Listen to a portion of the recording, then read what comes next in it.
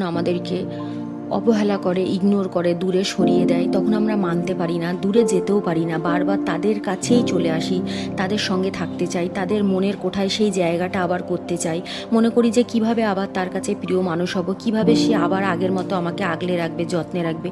কিন্তু সে তো সেটা চাইছে না, সে তো দূরে সরিয়ে দিচ্ছে। তাহলে আমরা একটু ছেলেবেলায় ফিরে যেতে পারি না? একটু শিশুসুলভ আচরণ করতে পারি না?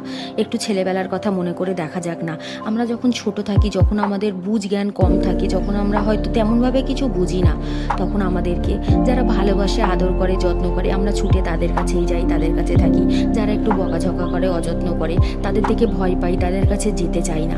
তো যখন বড় হয়ে গিয়েছি, হয়তো অনেক কিছু বুঝতে শিখেছি, কিন্তু তবুও যদি একটু এইভাবে চলি যে যারা আমাদেরকে ভালোবাসছে না তাদের থেকে আমরা দূরে সরে যাই না, যারা আমাদেরকে ভালোবাসতে চাইছে, নিজের করে নিতে চাইছে, ছুটে ছুটে তাদের কাছে যাই, তাদের বন্ধু হই, তাতে হয়তো বেশি মনটা ভালো থাকবে। প্রয়োজনে মাঝে মাঝে বড় হয়ে গেলেও শিশুসুলভ আচরণ করতে হয় নিজেকে ভালো রাখার জন্য।